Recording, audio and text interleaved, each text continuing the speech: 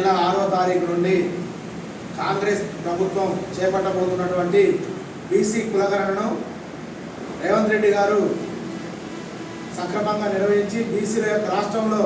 బీసీలు ఎంతమంది ఉన్నారో లెక్క తేల్చి బీసీలకు ఖచ్చితంగా రాజ్యాధికారంలో సముచితమైన స్థానం కల్పించాలని జాతీయ బీసీ సంక్షేమ సంఘం తప్ప కోరుతూ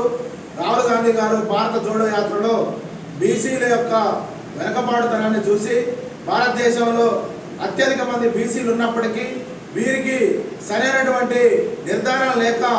రాజ్యాధికారంలో వెనకబడుతున్నారని ఇంకా అన్ని రకాలుగా బీసీలందరూ వెనకబడి ఉన్నారని తెలుసుకొని ఖచ్చితంగా కాంగ్రెస్ పార్టీ అధికారంలోకి రాగానే బీసీ కులగణన చేపడతారని రాహుల్ గాంధీ గారు భారత్ జోడో యాత్రలో హామీ ఇచ్చారు. ఆ హామీ మేరకు తెలంగాణ రాష్ట్ర ప్రభుత్వం ముఖ్యమంత్రి రేవంత్ రెడ్డి గారు బీసీ కులగణనను చేపడతారని ప్రభుత్వం వచ్చిన వెంటనే నిర్ణయం తీసుకొని చేపడుతున్న సందర్భంగా కావాలని కొంతమంది దీన్ని తప్పుదోవ పట్టించి బీసీ కులగణన కాదు సమగ్ర సర్వే అని చెప్తూ దీన్ని తప్పుదోవ పట్టించే విధంగా చేస్తూ ఉన్నారు. కానీ మాజీ ముఖ్యమంత్రి కేసీఆర్ ఇదే విధంగా ఇంటింటి సర్వే చేసి దాన్ని ఎటువంటి నిర్ధారణ లేకుండా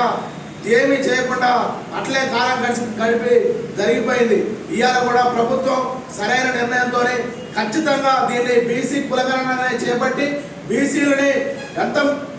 శాతం ఎంత ఉందనేది బీసీల శాతాన్ని ఖచ్చితంగా నిర్దేశించాలని రాష్ట్ర ప్రభుత్వాన్ని కోరుతూ ఇది బీసీ కులగణనగా రాష్ట్ర ప్రభుత్వం తక్షణమే ప్రకటించాలని జాతీయ బీసీ సంక్షేమ సంఘంగా మేము కోరుతా ఉన్నాం.